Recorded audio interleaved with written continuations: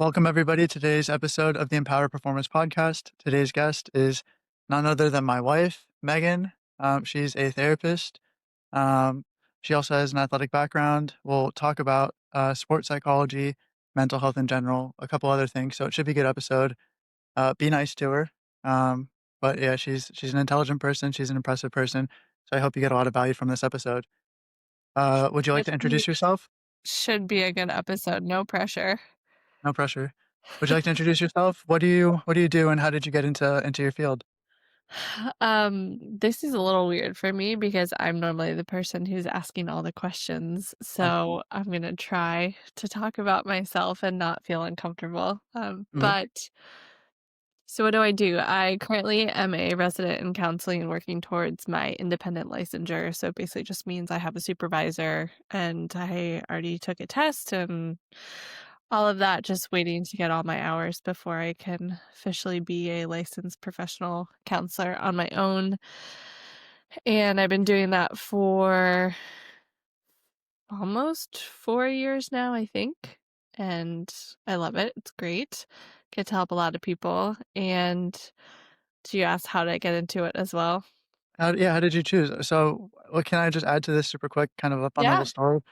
When people ask about what you do, typically the response that you get is, "Oh, therapist, like, I got a couple people that I can send your way," because everybody has, like, a crazy relative or something like that. yeah, Or they'll say, like, "Oh, like, you're in the right family. Therapy, this is the right family," whatever. You kinda hear those jokes. But the yeah, one that I tell people is that when Megan was in, undergrad, she originally thought she wanted to be in education, she wanted to be a teacher, and I think, correct me if I'm wrong, after your first semester, you decided to go into therapy, but we hadn't been dating for too long up to that point, so I think that my mental state probably, ignited the shift in your focus educationally. So I like to tell people that I'm the reason why you are what you are today, and why you're able to help so many people. I'm the catalyst behind that, yeah, don't flatter yourself. yeah. But yeah, so how did you decide this is the field that you wanted to pursue, um, of this field specifically? Well, I always was great at sports and terrible in school. Not terrible, but I could get by enough, but Mhm. having a learning disability myself, I never really excelled in academics until I got to college and really found my stride. But um I went to college, thought I wanted to be an English teacher, and then did my first semester, realized if I wanted to change my career somehow down the line after 20 years working in education field, it would be really hard for me to start over again. So I took an intro psych class, always loved it, fell in love with it even more, had some great teachers, and always realized as well everybody around me was really good at either um, like education, school, or singing, or whatever talent. And I was like, well, I'm pretty good at people. I've always been told I'm a good listener. I really care about other people's well being and their feelings. So why not try and be a therapist and just hit the ground running and really try to make it happen. So we're basically there. So yeah, that's kind of Alright, you're saying that you are a person of high emotional intelligence, and you thought you would lean into that because traditional academics was difficult for you with your double dyslexia. look at you with your summarizations and your Yeah. reflective listening. Yeah, Well, yeah, we're gonna have to do this is actually a good opportunity for me to learn how to ask questions and listen. This podcast has been a good opportunity for me to do that. So I understand how it may be weird for you to be on the other end, but you actually do, to give you credit, have the skill of listening to people, and asking questions. When it comes to like personal lives outside of this, for anybody listening, I'm actually naturally a very introverted person. I don't know if you can tell by my everything. Um, but yeah, I have difficulty just asking people, if it starts with small talk, it's kinda difficult for me to just, get people to open up and all that stuff, and, Megan does a great job. She just knows the right questions to ask and how to listen, make people feel seen, make people feel heard, and she tends to be pretty popular amongst my friends and family for that. Um, but yeah, if you wanna continue talking about emotional intelligence, uh, or to add to that, please do. no, I think you're the talker in our relationship normally, so this is quite entertaining for me. But yeah, Yeah, it's a no, little bit what I want. ready to answer whatever questions you got for me today, and hopefully it goes okay. Let's start with big one. What is mental and emotional health, and why does it matter? Good ones. Okay. So, what is mental and emotional health? I personally, after the work I've done in the last couple of years, have really thought mental and emotional health is your ability to stay regulated and to stay balanced throughout whatever life throws at you. So, yes, mental health, emotional health, you want to be happy and feel good all the time. But it also comes back to in the moments when you have high stress or life isn't going your way or you're in a disagreement with somebody or life really just sucks. How can you respond to that? How well can you regulate your nervous system, your thoughts, all of that to be able to feel and experience those things, but also logically work through it and problem solve in a productive way.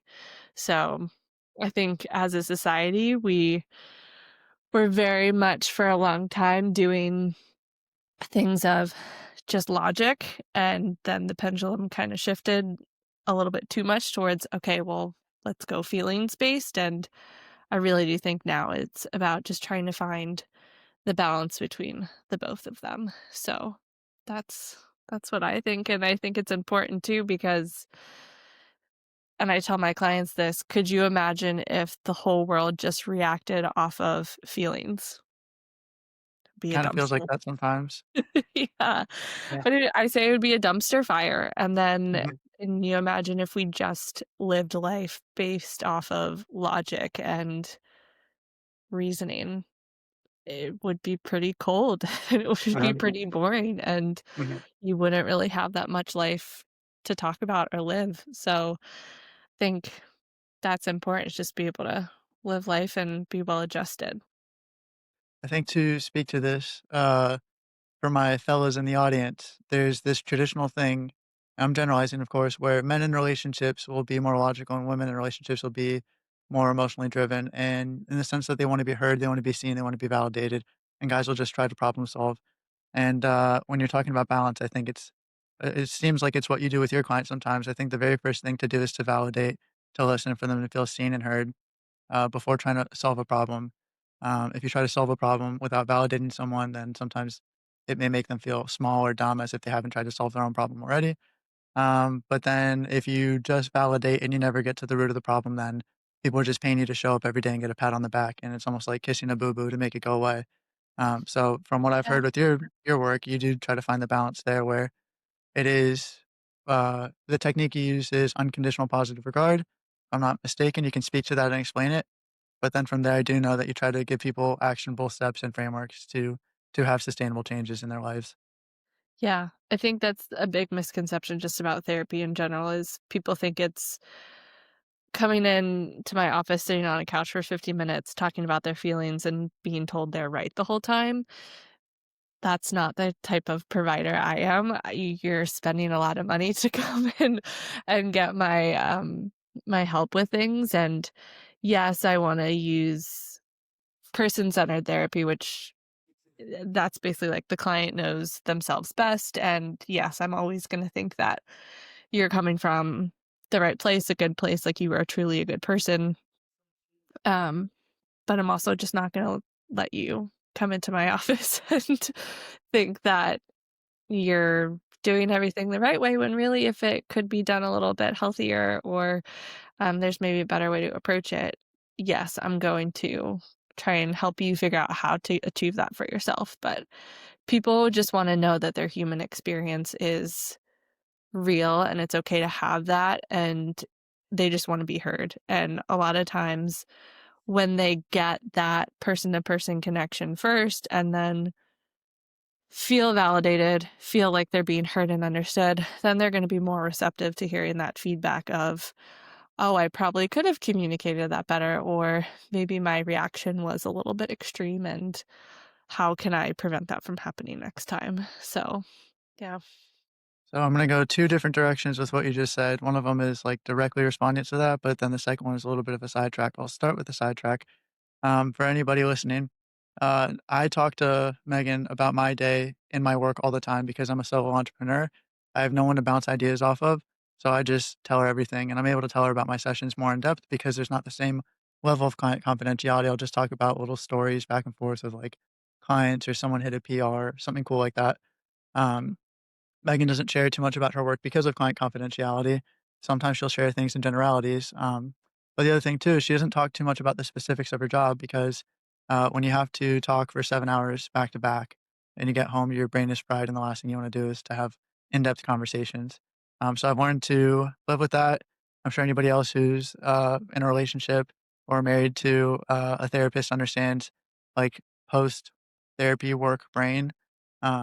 And what that looks like, and then to so this is just a fun moment for me to be able to listen and, hear you share your thoughts and the specifics of your work. The other thing is you're talking about it's not all sunshine and rainbows when you go into therapy. You do call people into question, if we keep them honest, I think is a better way to say it. A Without getting too specific, you once shared an example with me, and you didn't get too specific too, of course, because of client confidentiality. But the example was that there was a gentleman who was going to make a decision in regards to his family. I think you know what I'm talking about. Um, and you asked a question along the lines of, you didn't agree with it, but you're not supposed to be judgmental, because that kind of breaks the bond of the therapist and the client. You give them a judgment free space. If you judge them, then you break that space. But what you did instead was you asked them to think about how their decisions would impact other members of their family. Do you know which one I'm talking about? Yeah. I think that's a good way to keep people honest because you got them to work it out themselves as opposed to you saying, "Hey, dummy, this is a terrible idea." So it's interesting that you do keep the balance, but you also have to find a tactful way to do it. Is that something you'd like to speak to? Some people can definitely handle, like, "Hey, that was a really stupid stupid way to look at it." Some people want a therapist that direct, and Mhm, they are out there. mhm.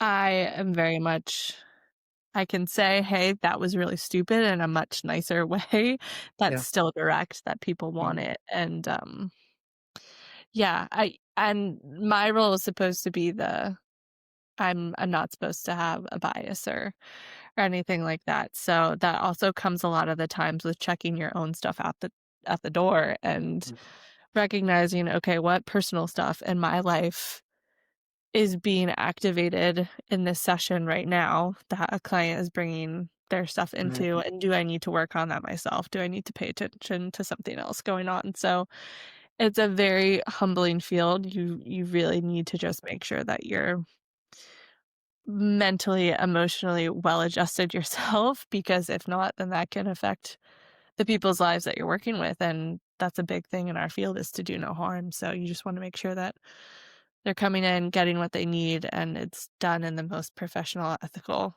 way possible. So, You've yeah. also worked with a big mix of, men, women, different ages, different backgrounds, different traumas, different experiences, different problems. Um, so I imagine that's a difficult thing too, having to meet people where they're at and deal with all these different problems. And then also, remain judgment free, not compare your last session to the next one in terms of trauma, who has it worse, all that stuff. Would you care to speak to that? It's funny that you say that, because I at the end of the day, it's a human to human experience, Mhm, right? So, yes, I've never maybe had a trauma like the person who's on my couch has gone through personally, but I'm mhm, still a human, and I know what pain, I know what suffering, I know what hurt, I know what all of that feels like as an individual, and so that's my way to connect with that person and sit in that with them, mhm. in those experiences. So, So to add definitions, it's the difference between empathy and sympathy. If you can yeah, also explain that to the listener, what is the difference and which one are you employing in that instance where you don't share a similar background? I can I can empathize with somebody, I can sit in that with them, I could say, "Hey, let me be in this moment, let me sit in this emotion with you." Mhm. That's empathy rather than sympathy, which is, to me, acknowledging the experience, but not really connecting with them on a deeper level. There's a great video, I The think it was whole Brené Brown. She came up with it, or she had it on, she did like a TED Talk a while ago where she has this little, cartoon where it basically explains the difference between empathy versus sympathy, and empathy, and it was like these 2 cartoon characters, and one of them fell down a hole and is stuck and needs help getting out, and the Mhm. person who has empathy says, "Here, I have this ladder.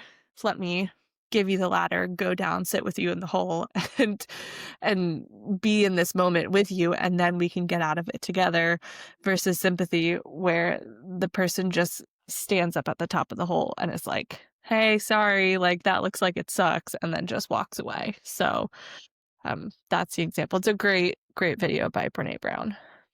The, other direction I wanted to go into. So that's I would say connotation of empathy, sympathy, especially in your space. I believe the denotation is a shared experience versus a not shared experience. So sympathy could be we both have stubbed our toe before, so we can share that. But if okay, you're pregnant right now, you've had pregnancy pains. I've never had that. I Yeah, can empathize because I can imagine, but I can never understand. And sympathy yeah, is where I could. So it yeah. is interesting where there are those 2 different ways to look at it. Um, but then along those lines, I think it is interesting worth mentioning that part of the reason why, and of course, this is your story to share, part of the reason why you got into mental health is because it was something that you struggled uh, with your athletics and just earlier in your life. And when you started working, you wanted to work with young ladies that were in similar situations to what you'd been through, which I find is a sympathetic reason to work with these people, but then you started working with people in different fields. You started working with a lot of military. You can't share the experiences that they've had, and yet you had such a strong, uh, empathetic response for these people that that was a direction you wanted to shift towards. Um, can you speak to that? And then later, would you be willing to speak to your experiences before you even chose to go into this field? So, start with Start with my yeah, empathy and sympathy, how you kinda shifted from wanting to work with one population to deciding you want to work with other populations. Yeah, I think that was a case for me of just exposure, that when you are working towards your degree in this field and anything, you have to complete practicum and internship. And I was very lucky to be able to have a internship site that had a lot of diversity in the clients and the population, but we did get a lot of referrals from a military base. So I saw a lot of military families and service members who were seeking treatment, and just one, I loved working with them because they came in and were very motivated, and Yeah, they wanted to do the work. they wanted either, well, 2 things. They either wanted to do the work or hated therapy, didn't wanna touch it with a 2-foot pole, but were required to be there for, you know, retirement reasons, discharge reasons, whatever. Mhm, But I found it's kinda like educating somebody, in a whole new language when you're taught in the military. Put your feelings aside. If you connect with these, basically, you will die and compromise the mission and everybody else. To then have to take them back into civilian life, reintegrate them, and tell them, how do you become mentally and emotionally healthy and well regulated, kind of like what we mhm, were referring to in the beginning of our talk, is just, it was such a rewarding experience for me to be able to get to do that with people who put their life on the line and sacrifice so much for me and my family. So mhm. that was a big reason, and just have met some really great people because of that. When I originally thought I wanted to work with eating disorders, I thought it was such an underserved population, Mhm, and that work is just very different to mhm, what I ended up falling in love with, was working with military individuals. mhm. So that was kind of how it happened for me. Does And that then answer it? it does answer the question very well. Are you also willing to talk about your mental health struggles that you had, I guess in particular with sports around that age, your high school age, because that's what you originally walked onto was you struggled at that point. You wanted to help other people at that point. Could you speak to that point for yourself? Yeah, I I think when you refer back to that point or ask that question, I go immediately back to high school, Mhm, and there's a lot going on with me in high school. mhm. Just in terms of I I transferred from, like, a middle school. Yeah, Catholic school to public school. Yeah, Catholic school to public school. I knew maybe, like, 2 or 3 people, Yeah, and that was such just a hard transition for me, and uh, yeah, it was just really hard, and like I said, I always had sports, I always had soccer, I did travel soccer, really competitive, everything like that, and when you're in an environment where you don't know anybody, you're already not great at academics, and just in a new school and really uncomfortable, trying to immerse yourself in sports and become well adjusted is difficult. So I remember I didn't have the language or the knowledge to know what it was that I was dealing with at the time, but looking back now, I'm like, I was definitely depressed, which in teenage girl just presented as irritability and anger and mhm. all of Hormones. that. Yeah, but I remember my freshman year high school soccer tryouts. I loved going to soccer. Like, that was the best part of my day. I had so much fun, and I was just really good at it. So it was a time when I was like, this is the best. Like, get off of school, hated it, go to practice with all your friends, goofing off, have the time of your life. And I didn't want to go to my tryouts. And my parents came in my room and they woke me up to go to tryouts, and it was like on a weekend or something. And I didn't have the right language to describe what I was feeling at that time, but I made a comment to my parents about, like, "Hey, I don't like, you're making me wanna, like, not wanna be here by, like, what you're making me do." Sure, sure. Which again wasn't truly what I felt in that moment, but I didn't have the right language to describe what I was feeling. So, Mhm, I went to tryouts. Again, like, I was good, so I made the team. And I remember my dad later telling me, he's like, "Yeah, I couldn't sleep that night with what you said." And I felt yeah, bad because I was like, "Well, didn't mean it, just didn't have the ways to describe it. mhm, Didn't know how to ask for help in that moment, didn't really know what to mhm, do." So, they put me in therapy, and I hated it the first time, didn't wanna go. I think I said, like, maybe 2 words to the therapist. I was that client when I came in. But slowly over time, it just helped, it transformed everything, and then found my love for the game back, found some friends, and was able to become well-adjusted, and that was kind of my first transition into sports and mental health in that realm. mhm. Um, it's interesting. I was listening to everything you said, but, along those lines, you talked about your first therapy experiences. I'd never considered this before, but what would it be like if you right now had you then as your client? What would that look like, you know? And so you don't have to answer if you want to, feel free, but that's just something that I never considered before. I don't know if you've ever considered that before yourself. No, I haven't. My first thought was, "Oh, I just wanna give her a hug," but you can't do that in therapy, but Mhm, I think the therapist I had at the time did a great job. I wish I still remembered her name or, like, where she was at, mhm, because I would say, like, "Thank you" to her, but no, okay. she definitely helped a lot, so So to speak to the athletic side of things, yes, Megan was a talented athlete. She was a 4-year varsity athlete in high school. She won a bunch of awards. She was a captain of her college team. She had her shirt retired before the school shut down, but she was the only person in program history for 3 days before it shut down to have her shirt retired, which is cool. so sad. All American honorable mention, all these different things. So she definitely has the accolades. um, but then I also got to see, so we started dating my senior year of high school, your junior year of high school, and I got to see how much pressure you put on your shoulders, with the high school team and with college and all that. And mental health is important, and it also applies in terms of sports psychology. But there was times where a game would end and you guys would lose 3-2 and you'd be, staying behind in the parking lot and you'd be crying and upset and said, "I let the team down and you scored 2 goals and then team conceded 3." and you talked about how the game was lost because of you. And I was like, "I don't know, I think you did, quite I know it's a team sport, you win and lose as a team, but I don't think a person who scores 2 goals is the reason why the team lost." And you just always carried that pressure on your shoulders.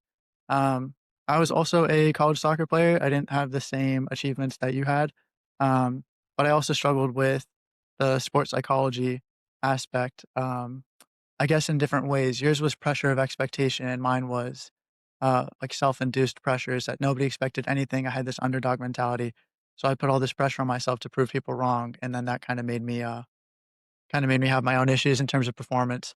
If we could speak to um, sports psychology a little bit, is there anything you wish you would have told yourself or someone like you in that situation where you're a skilled player but you feel all this pressure to help? What would you have told yourself back then or someone today if you had a girl in your office and she was also a talented athlete and she felt the same amount of pressure that you felt? What would you say to help? Hmm,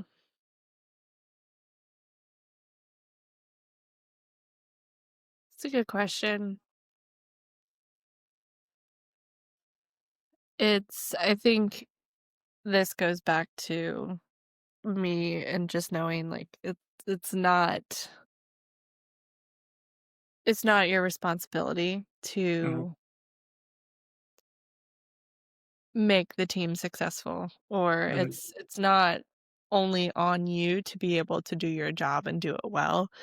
There are other people who also have to step up and perform and excel at the things that they're doing.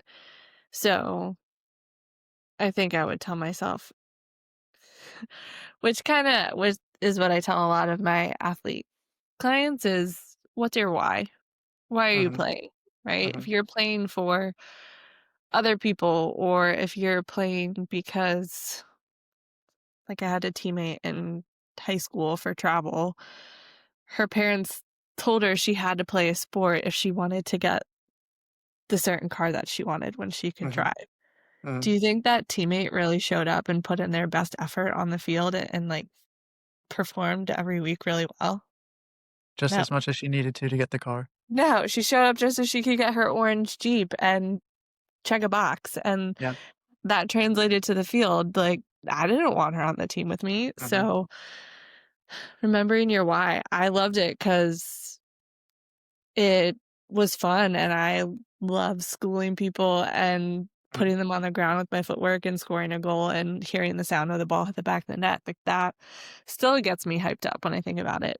mhm, But if you can't think back to that and know that you're playing because there's a certain reason why, mhm. then that's, for me, what I would tell myself is, remember your why. It's not all on you. Other people have jobs that they have to do and expectations that they have to meet too. You've spoken to me, before the podcast, quite a bit about how you like the idea of controlling the controllables. You can't control your teammates. You can't control your orange Jeep teammates' effort. Yeah. Um, I imagine you would tell yourself back then something along the lines of as long as you did everything you could. It's John Wooden's definition of success is it's not winning or losing it, just knowing you went out there and left everything on the court. Yeah. Um, we're about to have a son, God willing. You're 8 months and 1 week pregnant or so, due date is, the 31st of this month. Mhm. We've talked about him getting into athletics for all the wonderful things it can teach him, but then not being one of these parents that says, "You have to go D1, you have to go pro, you have this, you have that, whatever," and you just push them, they're not passionate about the sport, and they burn out. The thing that I have, and we've talked about this and agreed on this, is an expectation for input, not for output. Um, for me, the kid's a winner as long as he gives his darndest. Um, Um, and that's the expectation I had for myself to eventually relieve pressure. But when I was struggling early on is because I told myself I always had to progress to the next level. So my story is I got cut from the JV team my freshman and sophomore year, didn't try out my junior year and focused on club, and then played varsity my senior year, and then was the only person from my class, men and women's, to go on and play soccer in college. And so I started at 9 when, some kids that were playing, at a high level in our area started with a ball at their feet when they're 3 years old, and mhm. everybody told me I was trash and give up and this, that, and the other, and I would you've seen me, like, send pictures and videos of me training when, like, the lights are out after high school games and no one else is on the field and all that stuff, kinda to prove a point. But we had different whys, and we had different expectations and pressures, and, so I told myself, you know, at one point, I was in, like, the 4th division of travel, and then the next year, I got 2nd division, and then the next year, I jumped up to a totally separate league. It was a team that was a year older than me, and they were the highest ranked team in the state of Virginia, and I didn't play at all, but I could at least say, "Oh, well, now I'm at this level," even if it was true or not. It wasn't actually growth that I was focused on, it was almost status. And then, you know, you go and play in college, and every single thing was about the next step and as opposed to appreciating the step that I was at. And something that I've learned from that is that, if you just treat every step, every door, every room that you're in, like it's the room to be in, then doors will open. It's kinda like the idea of, like, I love and appreciate all my clients, and I'm grateful they all gave me a chance because no one had to. Um, I treat them like they're my dream client, you know? And then Mhm. as opposed to early on when I first started with an internship, I was like, "Ooh, I wanna train pro athletes." And it's like, well, maybe pro athletes wouldn't be as fulfilling. Maybe they wouldn't care as much. Maybe I couldn't help them as much. So, it's all about perspective, and I'm sure that's something that you work on. If you'd Mhm. like to speak to that at all. Yeah, I think there is when you're talking about athletes, that's another thing, just my sporting background and training experience. The practice that I work at, that's because they know that that's kind of my background. They tend to refer more of the athletes to me just because that's, again, my human 'Cause you're athletic. experience. Yeah. Just because I know what it's like to be in high performance, like, teams that I were on, the level of training, the Olympic development team, like, it's not for the faint of heart. Like, if I wasn't in school, I was traveling on weekends to go get to games, but, there is this is one of the top reproduced or researched studies out there, and I always butcher the name, but it's called Yerkes-Dodson's law. But it's basically about the zone of optimal performance. I don't know if you've heard of it before, but Is it basic arousal? Is it that whole thing? yeah, yeah. Yeah. So and that's what I try and do with athletes and try and work Can you on with explain that them. real quick for the listeners? How does the Yeah, law so work? it's basically the amount of arousal or anxiety, and your stimulus depends Mhm. on or will produce a certain amount of performance. And you think of it as a bell curve. So too much anxiety when you're thinking about the bell curve is going to push you over the top of it, that optimal zone right at the very top. So Mhm. you're going to, if you look at in sports terms, overthinking, you're going to be making bad passes. Um, Maybe you're yelling at your teammates. You're really Yeah, just you're putting too much pressure on the situation. yeah, you're You're too putting too hyped much up. pressure. Yeah. Mhm. Not enough anxiety or arousal is gonna put you below that zone of optimal performance. So again, if you're looking at what is the reason why a teammate or somebody is showing up, or other life circumstances could be going on, they're not really invested and motivated. Mhm. They're not gonna sprint their hardest to go get the ball. They're not going Mhm. to maybe wanna try and max out that day on a bench or a deadlift or anything like Mhm. that. So, you're just gonna fall short. What we wanna do is we wanna give you enough stress, enough anxiety, air quotes, to put you in this flow state to where you're crushing it, you're maybe hitting your PRs, your passes are sick, you're schooling everybody, Yeah. and you're just performing at the best level that you could. So that's what I kinda look at with my athletes is, okay, how do we find your why, get you into this zone of optimal performance, and make sure that you're caring enough, but also making sure you're enjoying it and your motivation to be there is good too. Mhm. Um I like that, I agree with that. The flow state is such a difficult thing to explain to people, it's something you have to experience, but if you were to try to explain it, it's along the lines of being truly in the moment, you're not thinking about the past or the present, it's feeling everything, is very intuitive. Um, you're thinking ahead maybe by a second or 2 just to get ahead, just to have, like, what your next pass is, but you're not gonna think 3 plays ahead because that might not even materialize, you can't predict the future. Yeah. Um, it's where, like, things just happen. There's a book called The Inner Game of Tennis, and the idea is that there's 2 selves. You have an inner dialogue. You talk to yourself, "Well, who is you and who is yourself?" And they Mhm. say that you is actually kinda nasty to yourself, and you need to get you out of the way and let yourself take over.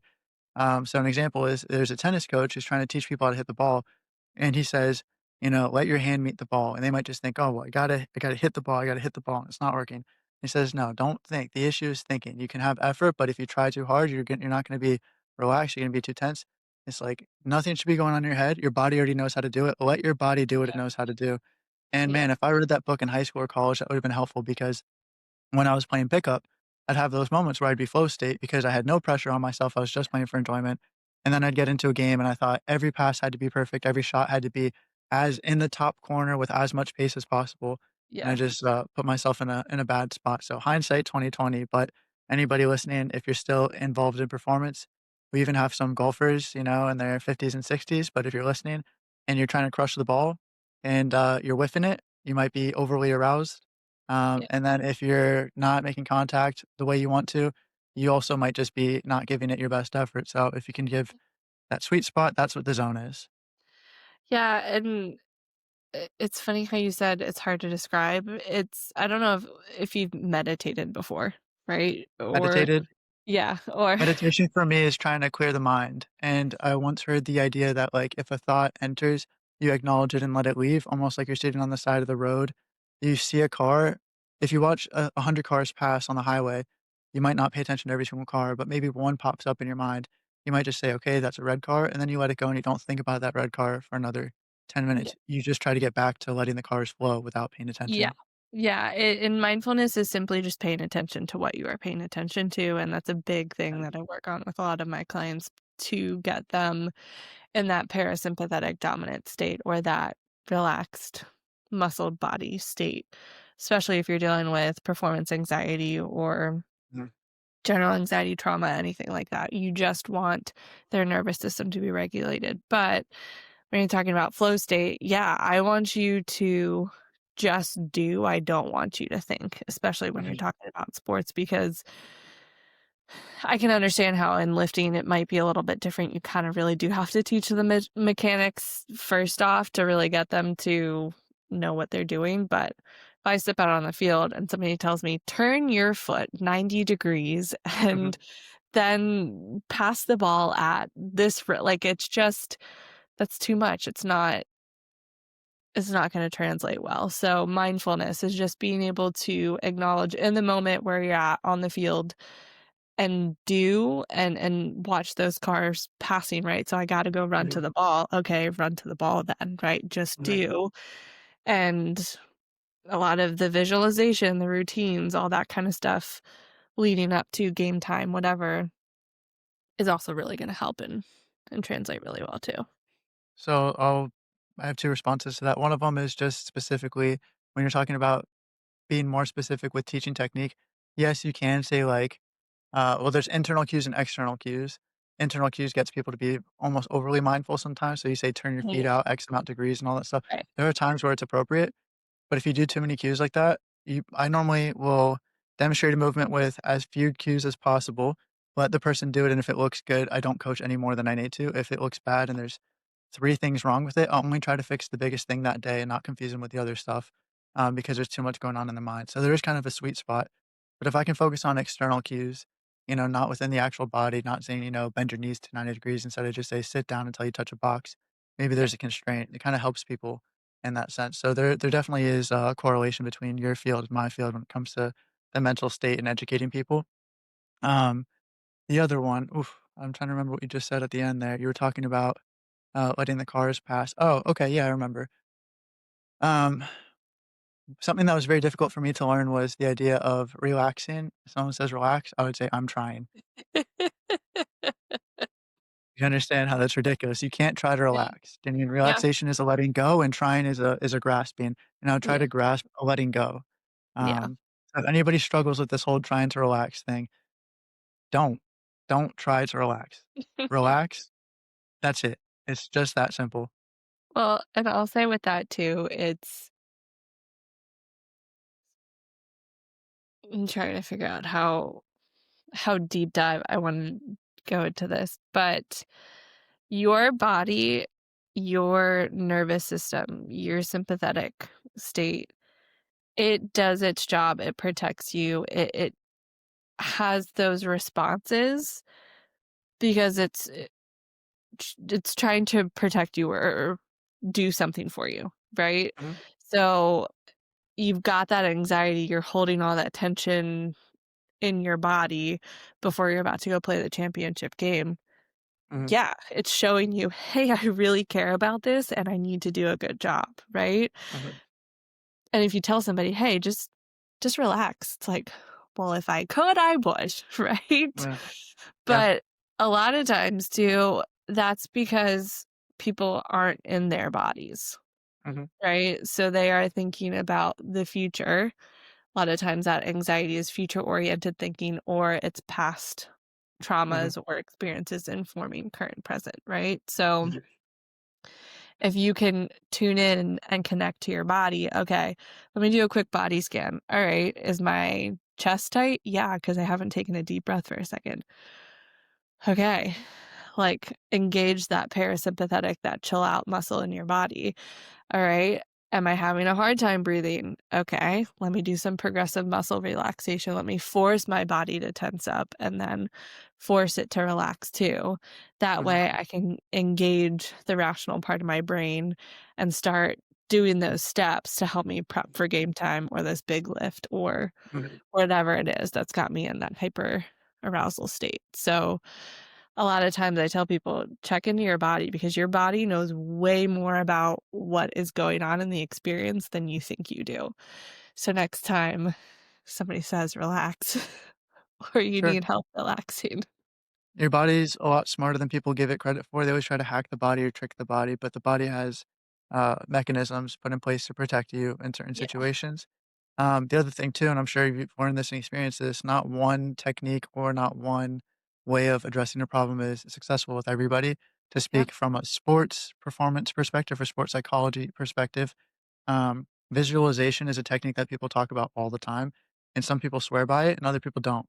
An example is that some people say that to develop the confidence to actually make the big play, they have to first see themselves doing it. So they imagine, what does the grass feel like? What does it smell like? What is the sound? What if there's 80,000 people in the stands?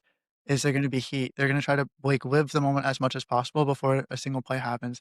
And they Mhm. imagine, do I make a run to the far post? Does the ball cross me? Do I head the ball? Do I make a good contact? What does it feel like? Does it go past the goalkeeper? Do I hear the net? They Yeah. try to visualize as much as possible, and then they believe they can do it so that when it comes time to actually play the game, it's just automatic for them. For other people, I would try doing stuff like that. I would try analyzing all the time. I'd watch YouTube videos of Messi at night, and then I would try to visualize myself doing his movements. I'd try to copy things. I would do all these things. I'd imagine myself before games scoring all these crazy goals and all this stuff. And all it did was put pressure for me to relive the moment I played in my head, which wasn't helpful. One time there was an interview of Messi, and they said, "Do you ever think about how you're gonna play before you play?" He says, "No, it's all instinct. I don't think this, that, the other." And so you watch the most, flow state player in the history of the game, and with great bias, I would say the greatest athlete of all time, if you're talking, dominance within the most competitive sport of all time. I say competitive because of the age of the sport, and it's the most popular sport. He's incredible, and he's an example of somebody that doesn't overdo it. He succeeds through relaxation, while other people, Ronaldo, for example, who's a very famous example, you can tell just by the way he moves, he's always tense, but he puts that pressure on himself, does all these mental strategies, and it's worked for him as well. So short and sweet, not one thing works for everybody. Yeah, and I think to that, the thing that stuck out to me the most is, okay, what was your why in that moment, right? Me? Yeah, Yeah, me like Messi personally. but that's Are my you, thing. no, are you actually asking me, or are you asking like Messi? So I can answer. No, I mean, yeah, Okay. so, like, answer, what was your why in that moment? My why, if we're, like, taking it back, I started playing soccer because, in elementary school, I didn't have a lot of friends, and then it was something that my dad did, and I thought it was something we could talk about, and then it was a way I could make friends, and that was the original reason why I started playing, but then I hated losing more than anything, and I wasn't very good, and people would put me down, and so it was Right. just an opportunity to prove people wrong and prove myself right. So that was Right. my why for everything, but then So that put Messi pressure on could me. show up, and then Yeah, he was already good, he his could just be happy, yeah. well, no, like, his why, yeah, right, playing because I love it, playing because it brings Yeah, you joy, whatever, and then you're stepping onto the field being like, "I'm gonna make all these friends, I'm gonna be really good, I'm gonna be sick at this sport," mhm, and you're trying to visualize, and it's like, "Well, that didn't go the way I wanted it to, what the heck?" Like, and then it mhm, just all the cascade, right? So that's mhm. an example of, alright, ask people what's their why. That's What also why I'm sure you would say this in your field, people need to be able to look inward, ask a question like, "What's your why?" And then from there, you are better educated when it comes to deciding how you should deal with your problems. I would say the same thing with exercise selection. I give somebody an exercise, I tell them, if it's a new exercise, how does your body respond the next day? Is it sore but feels good? Do you feel like it translated a few months of doing that exercise to better performance? yeah, Do you think it made you feel better? All these different things. Sometimes people do a new mobility exercise, say they feel amazing the next day. Maybe they'll do another strength exercise, say they feel too sore the next day. So I do preach awareness. You have to be acutely aware, you have to be chronically aware. But then also, this gets into the overanalysis situation. So there is a sweet spot, and the yeah. only way you discover that is to analyze without overanalyzing, you know? Yeah, So and that's the thing I notice a lot with my clients too, is that it tends to be like, this is an generalization, it's not. But it's either people are overthinkers and they're over whatever you wanna call it, or they're not, and they're mhm, essentially, like, desensitizing themselves, or they're intellectualizing, right? mhm, So it's about finding the balance between the 2 of it. So, yes, like, think about these movements, think about how it feels in my body, but don't overdo it so much mhm, to where it's just not gonna be helpful or successful, mhm, like, it's a balance between, and that's what everything is basically what I think back to is feelings and logic, put them together, and how mhm. do we regulate them together, both on and off the field or in the gym. Has anyone ever accused you of thinking too much? No. No? That's funny.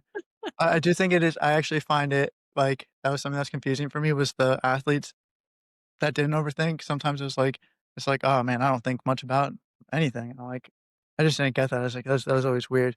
Shifting gears slightly, I wanna ask a, Q&A question that I got from a loyal listener and a friend, two-time guest on the show, Tyler Peretz. He's a college strength coach. I'm gonna try to paraphrase it, and if I didn't ask it properly, I'm just gonna reread it, word for word, but he's asking for tips and tricks to approach athletes if they're going through a difficult time. How do you begin a conversation with somebody, if you can see they're going through something? Hmm. I think you previously gave me a heads up about this question, I think, when it Mhm, came in earlier, and my first thought was be curious. mhm, And I know not everybody has the, listening skills or the art of asking questions in a in a good way, but be curious and just listen. I think the times where I felt like a coach cared about me the most or really wanted to make sure that I was doing okay in life was either they pulled me off to the side or somehow, like, we were just hanging out for a second and they're like, "Hey, I noticed this about you today. What's going on?" Or, "Hey, you're not really playing like yourself normally. Tell me mhm, what's happening."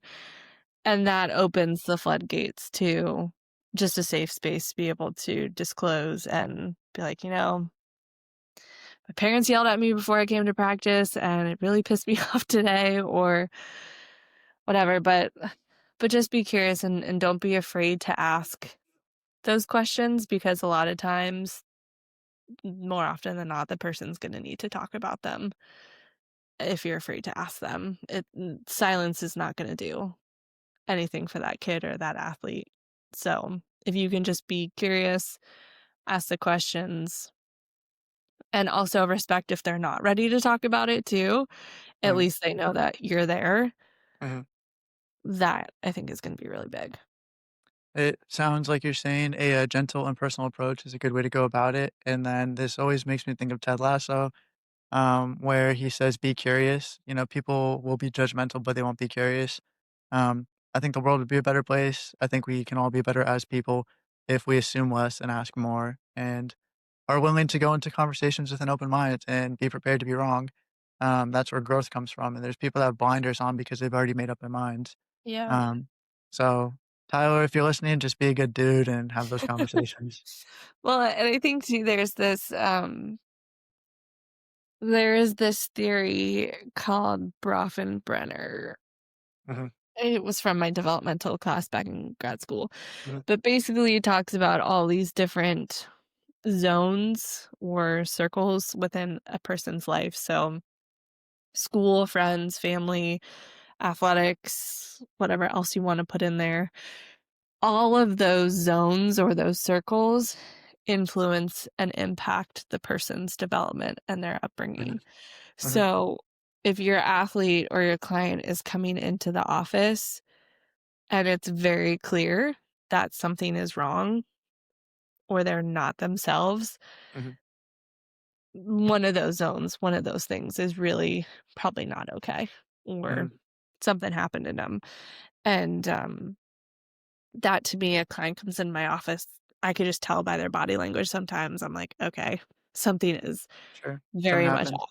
Yeah. Mhm, Or I could tell if they're having a bad day by how much caffeine they are carrying into my office as well, because we have a Starbucks literally 5 minutes from our office, and if it's a venti, I'm like, "Okay, there's an issue." mm, But yeah, and I think I know we've been saying, "Okay, what's your why?" this whole talk.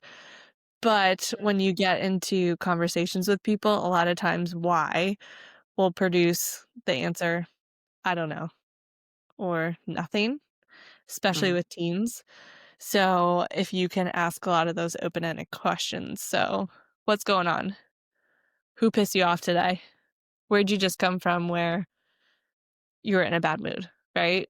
mhm, And making sure that you're asking what, how, who, where, when, and mhm, not just simply why. You might get a little bit more out of mhm. that person too. Um, I was gonna say something along those lines just before you're talking about the strategies. Um, let's go in a slightly different direction. I'll see if I can Mhm. remember that question. But what are some major myths and misconceptions in regard to therapy? Maybe some stigmas, and then how would you destigmatize therapy so people would give it a chance? Ugh, okay. What are the biggest misconceptions? Yes. Do you That have you're like people make assumptions you hear all the time, and you're like, that's not what it's like. that you're paying for a friend. Hmm. That's not it at all. You're paying just to be told you're right. That's also not it. Hmm. Um, yeah, to be you're just paying to sit on somebody's couch and them like shake their head and say, "Yep, you're you're right to feel that way," or that person was wrong. It's not just a yes man for Hmm. an hour. It's Hmm. doing the deep internal work to make sure that you are able to have a healthy, sustainable life and work through everything that is bringing you into the office. Then what Um, was the other one was how to destigmatize. I'm sure you've heard people say, "I don't need therapy. I'm not going to therapy. I'm not crazy." How do you get someone to think that it's okay to go to therapy? Why should they? How can you break down those barriers? ask questions. Yeah. I and it's funny when people have that response, my mind immediately goes to, okay, you have such a protective factor, you have such a guard up Mhm, that tells me you're afraid of whatever it is, right? So mhm, yeah, you're not crazy. Nobody's crazy, but there's definitely a protective part of you that's showing up that's trying to keep you safe from mhm, vulnerability or talking about some trauma or something, right? So mhm. I think the biggest thing that I would say is the people who I work with and the people who sit on my couch are the strongest, most resilient, brave individuals I have ever met in my life, and because they're willing To face it. to face it, yeah, because it's a lot scarier to face it or re-engage with it Mhm, if it's in the past than just to pretend like it never happened. mhm. So, To still speak Sorry, go ahead. no, go for it. Well, I was gonna speak to that a little bit. You're talking about, protective mechanisms, and to share my story very quickly, we're having a son, and as soon as we found out the gender of the baby, I reflected and I was like, "The kid is gonna become in part what I show him." And so it just added extra responsibility. He's gonna grow up, be a man, I have to model what it is to be a good man. And one of the things I reflected on is I've had anger issues forever, and I was tired of having them. And I thought with therapy, my stigma for my reason for not wanting to go was just wanting to be able to do things on my own, not needing help. It wasn't that I didn't believe in therapy or the value or something like that, but just as a point of pride for me individually, I had to be able to do it on my own. And I wanted to exhaust all those things. And if I couldn't, then I would finally reach out for help. And I got to the point where having a kid was a catalyst for me. It was like, all right, I have tried for a long time. I still haven't had any answers. It may be time to actually reach out to somebody and get this sorted out before the kid is born, and I was all in, with, trying to get the work done. You also have to pay for it. I don't wanna pay for it forever. So I told the guy, I told the therapist, that I was like, "Let's get right down to brass tacks. This is what's been going on. This is what I want to solve." And we got after it, and we did a lot of great work, but then the reason why I bring that up is because one of the audiobooks that I listen to, I recommend to anybody that struggles with anger is, oh goodness, what was it called? Do you remember? It was called The Anger Trap, I Yeah, believe? Okay, it's called The Anger Trap, and one of the things that they said was that, um, anger is often due to self-preservation. You feel like you're being attacked, so you have to protect yourself, and it could be like we were talking about how people are guarded, you say therapy, and then they say, "I don't need therapy, therapy this, that, the other," and they're protecting themselves.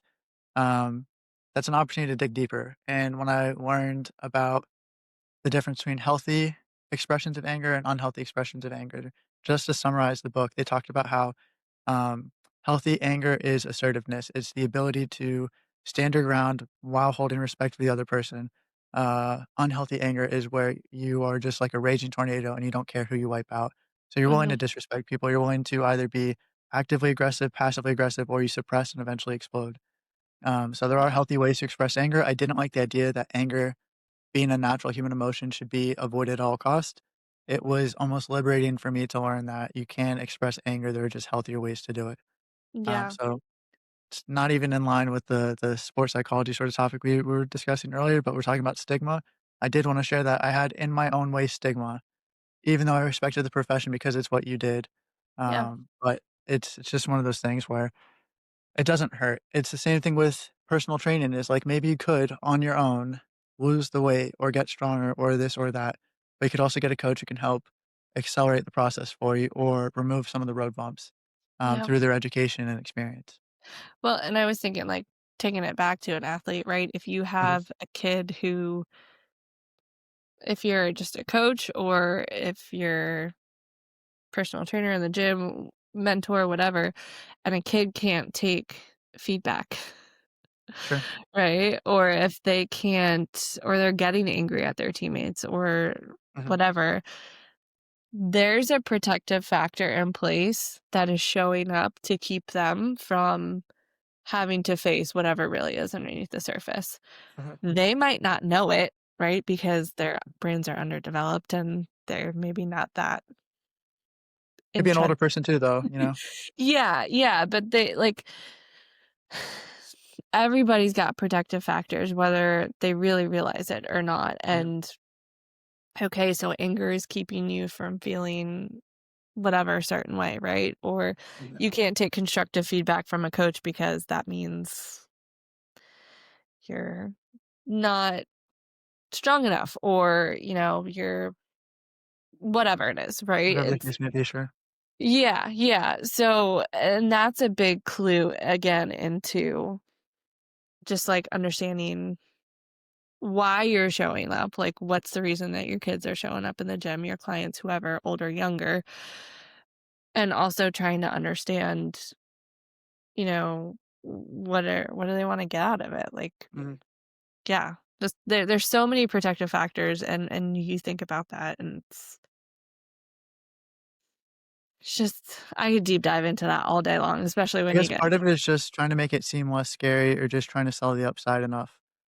yeah. I think that's maybe one of the best ways to destigmatize therapy in general. Um, so let's try to get to so we talked about myths and misconceptions. Is there anything that you're seeing in the world of mental health? It could be from a professional context, what you're seeing from other therapists, other studies, other trends. It can also just be people in general in society. Just anything surrounding the mental health and emotional health space, positive trends that you've noticed. Is there anything that stands out?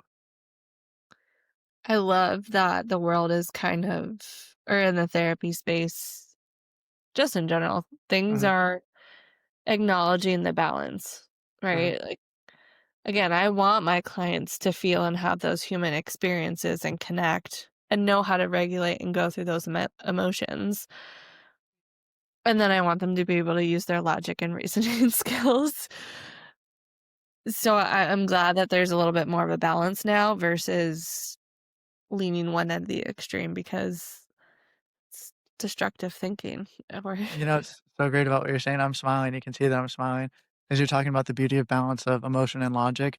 We have this recorded for all eternity. So the next time, I go my logical route, you go your emotional route, I get to be like, all right, well, you think logic's important too. I'm just messing around. But no, no. um yeah, It there is space for both. I appreciate the analogy you made in the yeah, beginning about a logical world is a cold world and an emotional world is a crazy world. yeah. We're just humans. Like your clients, whether they're older, whether they're younger, whatever sport they play, or whatever the reason is that they're showing up into the gym, they've got a reason for it. They're human. They just Mhm. want to know that what they're doing is okay and it's valid and it's healthy and they're doing a good job at it. And I think that's just such a huge part about any field really or just anything in general is you just want to know that Mhm. you're a human being with normal human being Mhm. experiences and then you can use your logic and all of that after. Also, we talked about this before we even started the podcast. If you'd be willing to share some of your personal experiences, 'cause you're talking about wanting to feel seen and heard and all that stuff. I think other people opening up also helps people who are currently struggling so they don't feel alone in those situations. Mhm. So I'm hoping that me sharing, that I struggled with anger issues helps the next person who's struggling with anger issues to actually do something about it, and make their life better and make the people they love their lives better as well. So the last question I have for you is, do you have any parting pieces of advice that can be about literally anything? It could be to anyone, just any one piece of wisdom or advice you wanna share. Man, I wish I knew that question beforehand. I really would have Prepared for it? come out with like the most Buddha Yeah. answer ever. um I think it kind of goes back to what I said a little bit earlier maybe, but Mhm, your body knows you way more than you know yourself. mhm, And whether it be a high stress situation, a game, a match, like work, whatever it is, if you can engage your parasympathetic nervous system, which is just the big fancy word for your body's again, I call it like the chill the F out muscle. It's your override to your stress response. If you can engage that through whatever skills that you know how to, breathing, body scans, whatever, you're gonna be able to hack a lot of the stuff that comes your way in terms of just high stress overall. So just getting to know that and don't be afraid to get into your body and listen to it, I think is something that's really powerful and also has changed my work as a mental health provider and my my daily life too. I'm not as anxious or overthinking just because I know how to engage that relaxation response. In my opinion, you're smiling a little bit thinking that I'm still I guess it's better than it was. So progress, I not think perfection, right? yeah, Um, but that would be my one thing. It's like just try and engage your body's relaxation response. yeah, look inward and learn a few techniques to help you out when you're not doing too hot. Yeah. Um, okay, well, so can you please plug your practice, your social media, anything that you want to plug? So, I'm You don't have not to plug social media if you don't want to. not gonna plug social media Yeah, because I yeah, yeah, don't if yeah, that's clients fine. are I like to keep my professional life very And separate, private life, yes. my private life, Mhm. Your practice but, perhaps? if people for whatever reason wanna maybe try out therapy with me, I'm also just getting trained in EMDR, which is a whole 'nother world too, Mhm, um, but yeah, it's Mountain View Therapy Group in Percival and, only licensed in the state of Virginia right now, so can only provide to people in the state, but who knows, could be changing one day. 'kay, and then the, final thing that I wanna say is, thank you for your time, your expertise, your experience, for being a guest on the podcast, and for growing our child. Uh, appreciate it. Thank you. You're welcome.